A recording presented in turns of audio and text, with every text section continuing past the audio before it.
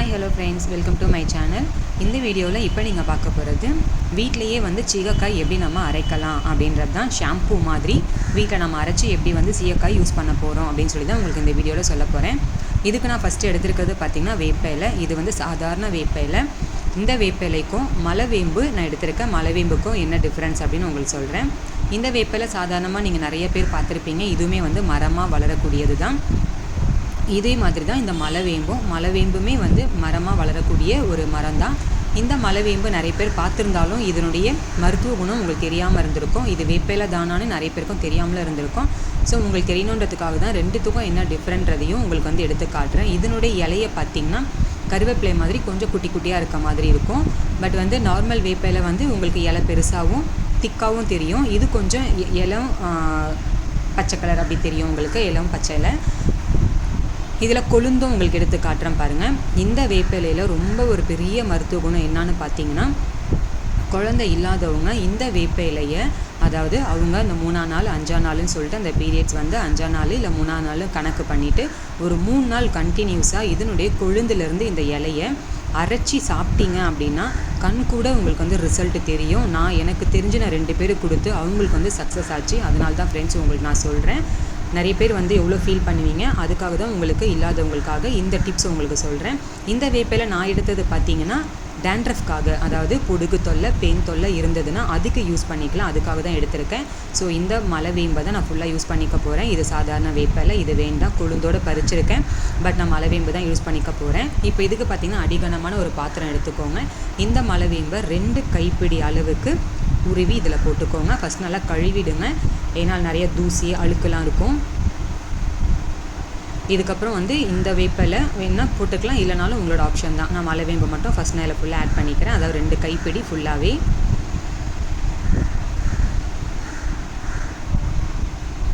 இப்போ இது கூட நெல்லிக்காய் 5-6 நெல்லிக்காயை நான் வந்து பச்சை நெல்லிக்காயவே நறுக்கி வந்து எடுத்து வச்சுருக்கேன். இது நீங்கள் காஞ்ச நெல்லிக்காய் உங்களுக்கு கிடச்சிதுன்னா நீங்கள் அதையும் யூஸ் பண்ணிக்கிறலாம். இப்போ இது கூட செம்பருத்தி இலை, நாட்டு செம்பருத்தி சொல்லுவோம் பார்த்தீங்களா, அந்த நாட்டு செம்பருத்தி இலையை இதையுமே 2 கைப்பிடி அளவுக்கு நல்லா அலசி இதில் போட்டுக்கிறேன்.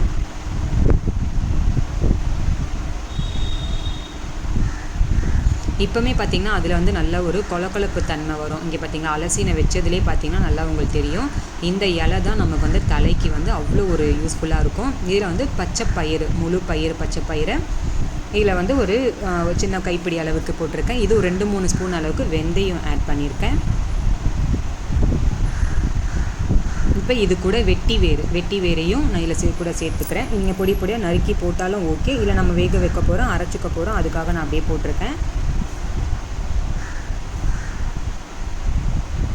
இப்போ திரும்பி இது கூட பார்த்திங்கன்னா ஆவாரம் பூ வந்து உங்களுக்கு தலைமுடிக்கும் அவ்வளோ நல்லது. ஸோ அந்தமே காஞ்ச இலையாக காஞ்ச பூவாக உங்களுக்கு வந்து நாட்டு மருந்து கடையிலே கிடைக்கும். இது வந்து சீயக்காய் நல்லா காஞ்சி தான் இந்த மாதிரி உடச்சி எடுத்துக்கோங்க.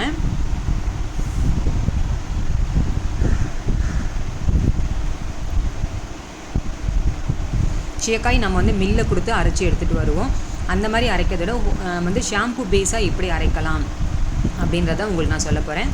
ஸோ இதையுமே வந்து உங்களுக்கு எவ்வளோ வேணுமோ 1/2 கிலோ 1 கிலோ அந்த மாதிரி வந்து இப்போ நான் ஊற வச்சு அரைக்க போகிறனால கொஞ்சம் போல் தான் எடுத்திருக்கேன். ஸோ இதுவுமே பார்த்திங்கன்னா பூந்தி கொட்டை சொல்லுவோம், அதாவது வந்துட்டு சோப்பு நட் அப்படின்னு சொல்லுவாங்க. இதில் தான் வந்து நமக்கு ஷாம்புவோட பேஸே இதில் தான் இருக்குது, நேச்சுரல் ஷாம்புவோட பேஸே.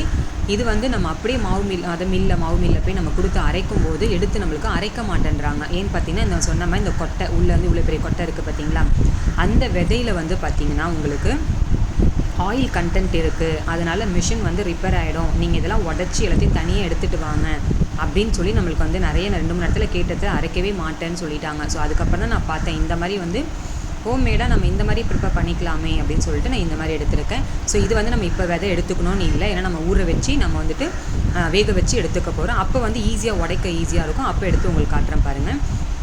இப்போ இது வரைக்கும் நல்லா தண்ணி ஊற்றிட்டு நல்லா முங்குற அளவுக்கு தண்ணி எடுத்துக்கோங்க. இப்போ இதை வந்து நம்ம ஸ்டவ் ஆன் பண்ணிவிட்டு, இப்போ இதிலே பாருங்கள் கொலப்பொலப்புன வருது சொன்னேன் பார்த்தீங்களா, இதுலேயுமே வந்து அந்த நுரை வர ஆரம்பிச்சிட்டு வெறும் இலைக்கே, அதாவது செம்பருத்தி இலையிலேயே நம்ம அந்த சோப்பு நட்டு நல்லா ஊறி அதுவுமே வந்து நல்ல ஒரு இது வரும் பாருங்கள். நான் சொல்கிறேன் உங்களுக்கு அந்த ஷாம்பு பேஸ் கிடைக்கும். இப்போ ஸ்டவ் ஆன் பண்ணிவிட்டு இது வரைக்கும் அப்படியே வச்சுக்கோங்க.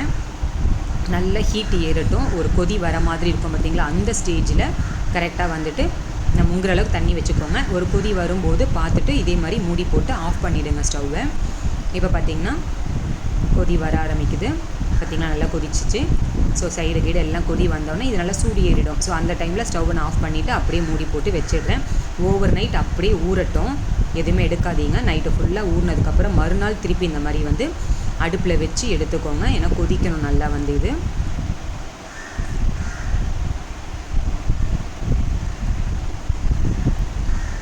நல்லா கொதிக்கும்போது இது நல்லா வெந்துடும். ஸோ வெந்துச்சுன்னா நமக்கு இன்னும் அதில் இருக்க எசன்ஸு நமக்கு நல்லா கிடைக்கும்.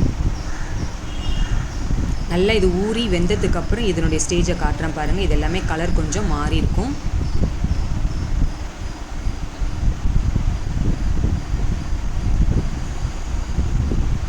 ரொம்ப ஸ்பீடாக வைக்க வேண்டாம், லோ ஃப்ளேம்லேயே கொஞ்சம் வச்சு பார்த்து வேக வச்சு எடுங்க.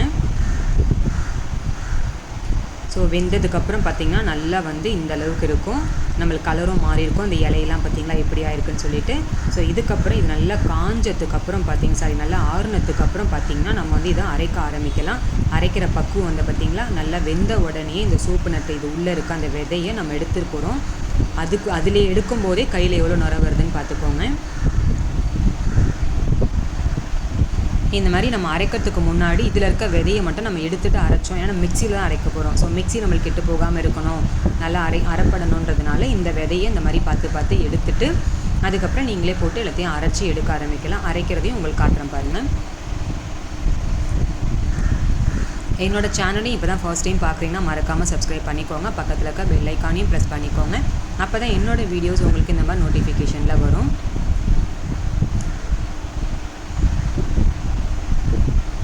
ஸோ ஓவராலாக எவ்வளோலாம் உங்களுக்கு வந்து அரைக்க போகிறீங்களோ அது வரைக்குமே கூட ஃபஸ்ட்டு நீங்கள் எடுத்துகிட்டு அதுக்கப்புறம் அந்த மாதிரி நீங்கள் ரெடி பண்ணிக்கலாம். இது கூட வெந்தயம் போட்டோம், சிறுபருப்பு, பச்சைப்பயிறு போட்டோம், எல்லாமே பாருங்கள் நல்லாவே வந்து ஊறி நல்லா வெந்திருக்கு. ஸோ இதை வந்து நான் மிக்ஸி ஜாரில் போட்டு நான் அப்படியே அரைச்சி ஃபில்டர் பண்ணி எடுக்க போகிறேன். தண்ணி கொஞ்சம் தாராளமாகவே விட்டுக்கலாம், விட்டுட்டு நல்லா அரைச்சிக்கோங்க.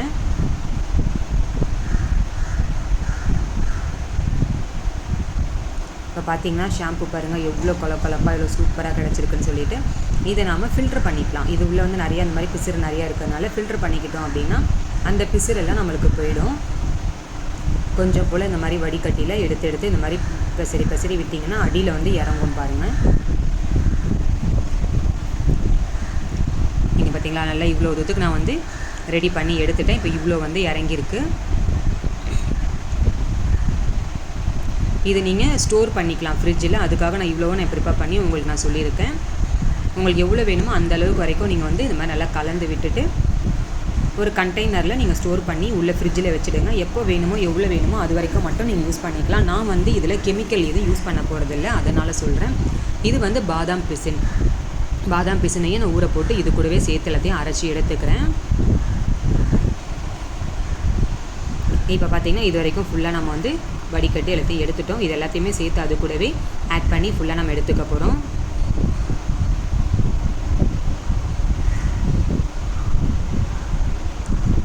எல்லாத்தையும் ஒன்றா போட்டு நல்லா கலந்தாச்சு. இப்போ இது ஒரு கண்டெய்னரில் நம்ம ஸ்டோர் பண்ணிக்கலாம். இந்த கண்டெய்னர் நீங்கள் வந்து பாத்ரூமில் வச்சுட்டு நீங்கள் வந்து யூஸ் பண்ணிக்கிறதுக்கு எவ்வளோ வேணுமோ அந்த அளவுக்கு நீங்கள் எடுத்துக்கிறலாம். ஸோ அது வந்து வெளியே வச்சுக்கிறலாம். மீதி எல்லாத்தையுமே நீங்கள் வந்து ஃப்ரிட்ஜில் வச்சுக்கோங்க. நல்லா பாருங்கள் நுர இந்த அளவுக்கு கிடைக்கும். ஆனால் ஷாம்பு அளவுக்கு வராது, அதையும் சொல்லிடுறேன். ஆனால் இதுதான் வந்து நம்மளுக்கு நேச்சுரல். தேங்க்யூ.